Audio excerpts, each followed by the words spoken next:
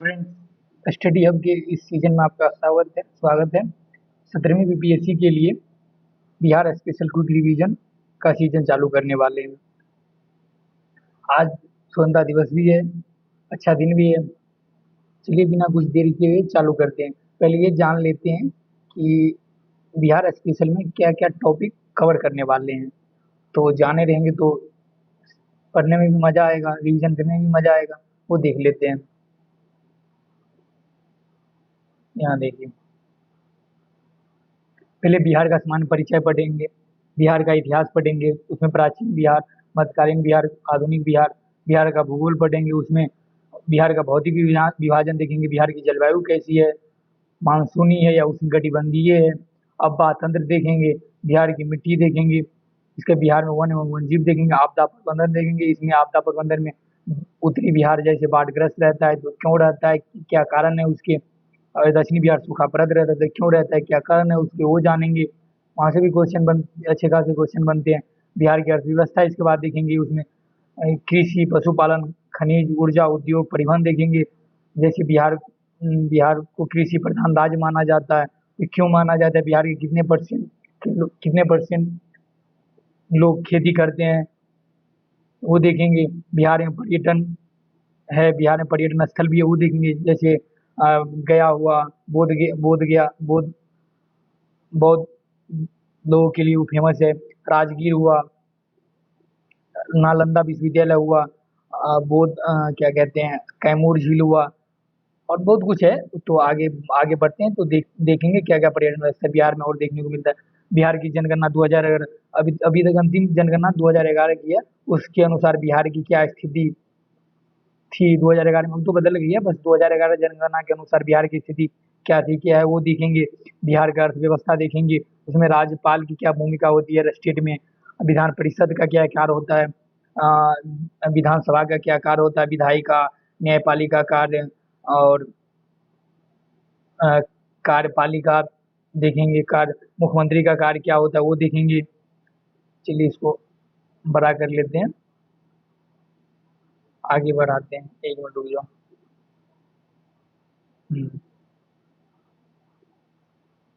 चलिए देखते हैं। कला एवं संस्कृति देखेंगे, स्थापत्य कला, उसमें चित्रकला देखेंगे।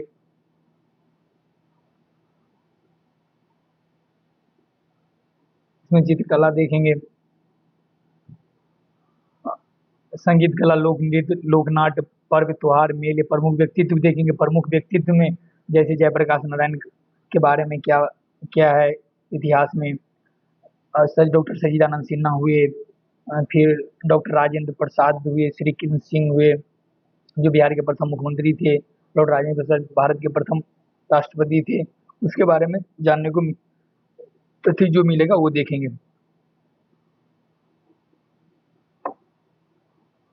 चलिए देखते हैं, आगे बढ़ते हैं। बिहार का नामकरण, बिहार कैसे पड़ा, वो देखते हैं। 12वीं सदी में बौद्ध विहारों की बहुलता के कारण इस क्षेत्र का नाम बिहार पड़ा। बौद्ध अनुयायियों के प्रार्थना स्थल को बिहार कहा जाता है। इनमें बौद्ध भिक्षु निवास करते थे। ये निवास किस टाइम में करते थे वो जानिए। जब वर्षा होती थी ना, तो उस टाइम में जब बौद्ध भिक्षु सब ज्ञान का प्रसार करने के लिए जाते, तो उस टाइम अगर वर्षा हुई तो कहीं रुकने के लिए जगह तो चाहिए। तो उस इलाके में कहीं आसपास में एक झोपड़ी बना दिया जाता था, क्योंकि वर्षा काल में वो बहुत भिक्षु वहाँ रुक सके और वहाँ रुक कर ज्ञान प्रार्थना कर सके, ज्ञान ज्ञान का प्रसार कर सके वहाँ बैठकर। तो उसके लिए बनाया गया था, उसे विहार कहा गया।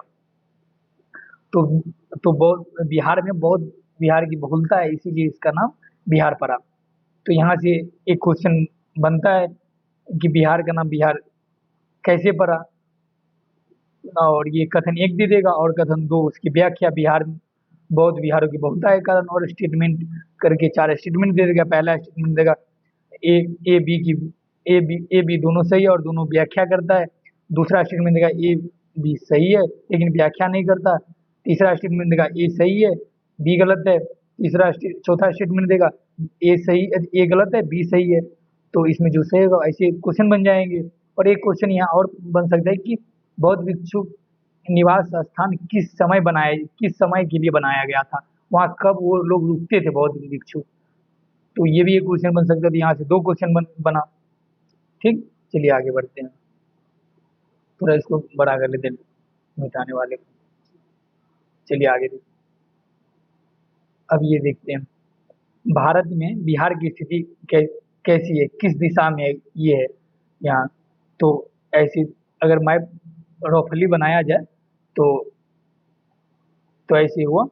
तो रुकिए 1 मिनट, ये हुआ, ये जैसे हुआ, ये उत्तर हुआ, दक्षिण हुआ, पश्चिम हुआ, ये पूरब हुआ, ये उत्तर पूर्व दिशा में। यहाँ यहाँ बिहार स्टेट का स्थान है, यहाँ बिहार स्थित पड़ेगा उत्तर पूर्व दिशा में।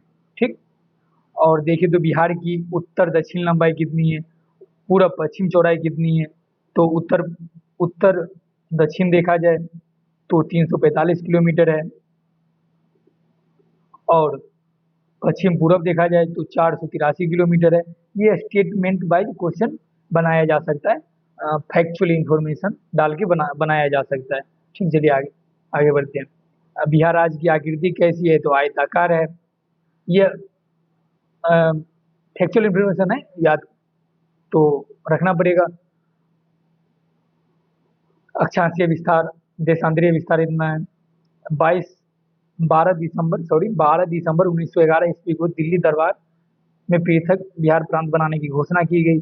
1911 में उस टाइम ब्रिटेन के राजा जॉर्ज पंचम और उसकी महारानी मैरी आई थी। तो उस टाइम ये घोषणा की गई कि बंगाल से बिहार प्रांत को अलग करके अलग स्टेट बनाया जाए।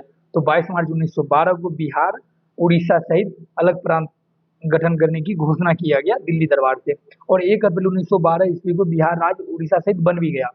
ठीक, इसके बाद 1 अप्रैल 1936 को बिहार और उड़ीसा अलग राज्य भी बने। उससे पहले 28 28 मार्च 1936 को बिहार विधान परिषद का गठन होता है, ताकि इससे उड़ीसा राज्य अलग हो सके।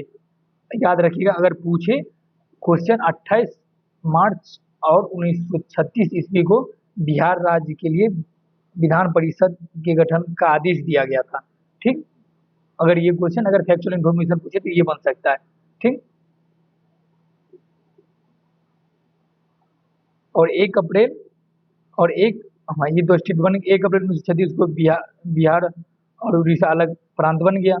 15 नवंबर 2000 ईस्वी को बिहार का अंतिम विभाजन फिर से हुआ, झारखंड राज्य बना। बिहार का 46% हिस्सा लेकर 28वां भारत का 28वां राज्य झारखंड बना। और इससे पहले 25 अप्रैल 2000 ईस्वी को झारखंड राज्य बनने के लिए बिहार पुनर्गठन विधेयक पारित किया गया था।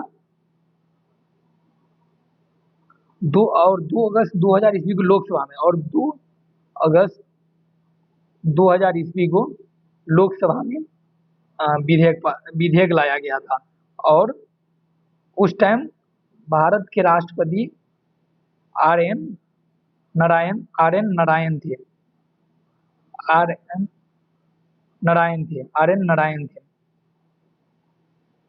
तो अगर यहाँ क्वेश्चन बन सकता है कि जब झारखंड राज्य बना तो उस टाइम भारत के भारत के राष्ट्रपति कौन थे, तो क्या कहते हैं, आर एन नारायण थे। ये बन सकता है। चलिए आगे देखते हैं। अब बिहार की प्रशासनिक विभाजन देखे तो प्रमंडल 9 है, जिला 38 है, उसमें नया जिला 38वां अरवल है, अनुमंडल 101 है, प्रखंड अंचल 534 है, पंचायत 8067 है, और 19वां नगर निगम सहरसा है, नगर निगम की संख्या 19 है। बिहार की विधायिका देखिए तो पुलिस जिला 40 है, लेकिन जिला तो 38 है। इसके अतिरिक्त बाघा और नवगछिया पुलिस जिला बना है। बिहार का विधानमंडल द्विसदनीय है। पूरे भारत में केवल 6 स्टेट ही है जिसका विधानमंडल द्विसदनीय है। उसमें एक कोडिंग है, ट्रिक है, ट्रिक मान सकते हैं। बापू केटीएम चाहिए, बापू केटीएम चाहिए। तो द्विसदनी व्यवस्था की याद रखने के लिए सही है। बी से बिहार हो गया, ए पी से हो गया आंध्र प्रदेश, यू से यूपी हो गया उत्तर प्रदेश, के से कर्नाटक हुआ, ते से तेलंगाना हुआ और एम से महाराष्ट्र हो गया। कोडिंग है, ट्रिक है, याद रखने के लिए ऐसे याद रख सकते हैं। और वो स्टेटमेंट वाइज मिलान करने के लिए दे सकता है। यहाँ से क्वेश्चन अगर बनाना चाहे एग्जामिनर तो बना सकता है। और बिहार में विधानसभा सीटों की संख्या देखिए 243 है, विधान परिषदों की संख्या देखे तो 75 है, लोकसभा में सीटों की संख्या 40 है, राज्यसभा में सीटों की संख्या 16 है। बिहार विधानसभा में कुल आरक्षित सीटों की संख्या 40 है, जिसमें 38 आरक्षित अनुसूचित जाति के लिए और आरक्षित दो अनुसूचित जनजाति के लिए है। ठीक, और ये क्वेश्चन यहाँ से ऐसे बन सकता है मिलान करने के लिए स्टेटमेंट वाइज, इधर डिजिट दे देगा और इधर ये कथन डाल के दे देगा और बोलेगा कौन सा कथन सही है या कौन सा गलत है, या नीचे मिलान एक दो करके यहाँ से ऐसे क्वेश्चन दे सकता है। राज्य के प्रतीक देखिए तो राज्य के चिन्ह हुआ बोधि वृक्ष हुआ, गया का जो बोधि वृक्ष जहाँ महात्मा बुद्ध को ज्ञान की प्राप्ति हुई थी। प्रथम राजकीय भाषा हिंदी हुई, द्वितीय राजकीय भाषा उर्दू हुई। वृक्ष पीपल हुआ, पुष्प गेंदा, राजकीय पशु बैल। 2013 से पूर्व रीछ था। और यहाँ क्वेश्चन बनना चाहिए 2013 से पहले बिहार की राजकीय पशु क्या थी, क्योंकि प्रेजेंट वाला तो सबको पता रहता है और इससे पहले क्या था कोई ध्यान देता नहीं, क्योंकि समझता है कि पूछेगा तो ऐसे भी नहीं। तो अगर चाहे एग्जामिनर तो यहाँ से क्वेश्चन बना सकता है। राजकीय पक्षी गोरैया होगा और 2013 से पहले पाकता था। राजकीय मछली मागुर हो गई। और बिहार का राजकीय गीत हो गया मेरे भारत कंठहार तुझको सर सद बंधन बिहार। ठीक, राज्य की चौहद्दी देखिए तो उत्तर में नेपाल हो गया, दक्षिण में झारखंड हो गया, पूरब में पश्चिम बंगाल और पश्चिम में उत्तर प्रदेश। तो और नेपाल से कितने जिले लगते हैं उस देश से, नेपाल से। तो अगर क्वेश्चन यहाँ से बनाना चाहे तो बना सकते हैं। तो इसको मैप से समझ लेते, मैप से बेहतर समझ में आएगा।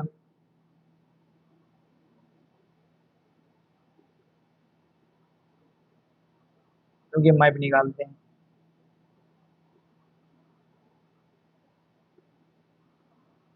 देखिए यहाँ नेपाल से कितने जिले सटे हुए हैं, नेपाल से 7 जिले सटे हुए हैं।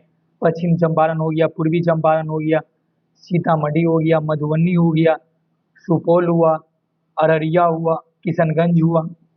ठीक, और पूरब में देखा जाए तो पश्चिम बंगाल राज्य से कौन कौन से स्टेट लगते हैं, तो पश्चिम बंगाल राज्य से 3 स्टेट लगते हैं। एक किशनगंज हो गया, दूसरा यहाँ पूर्णिया हो गया, तीसरा कटिहार हो गया। और दक्षिण में देखा जाए झारखंड से कितने स्टेट लगते हैं, तो वहाँ वहाँ से भी 8 लगते हैं।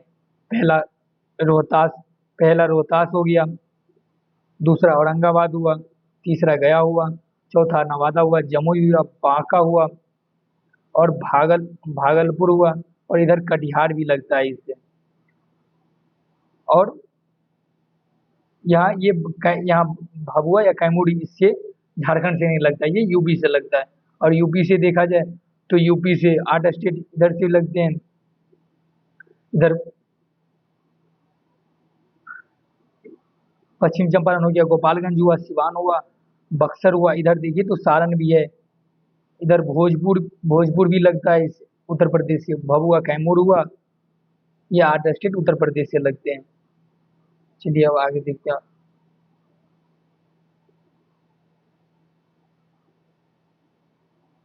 ये परमंडल था, उस बारे में परमंडल 9 है तो उसमें देख लेते हैं सारण परमंडल में कितने जिले आते हैं।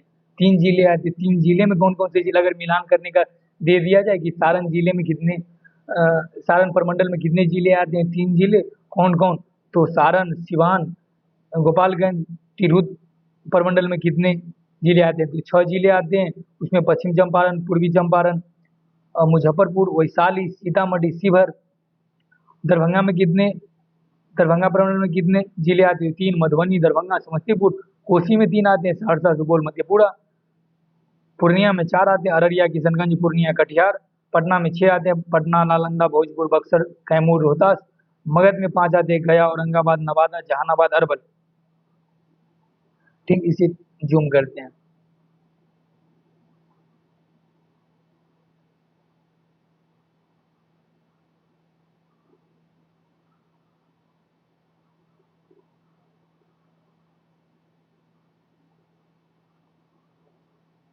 पटना तो मगध प्रमंडल में पांच पांच जिले आते हैं, गया, औरंगाबाद, नवादा, जहानाबाद, अरवल। मुंगेर में 6 आते हैं, मुंगेर, जमुई, लखीसराय, शेखपुरा, बेगूसराय, खगड़िया। भागलपुर में 2 आते हैं, भागलपुर, बांका। अगर वो मिलान करने के लिए दे दे तो अब क्वेश्चन एग्जामिनर बना सकता है। वैसे यहाँ से पूछने का चांस कम बनता है, तो नहीं नहीं आएगा।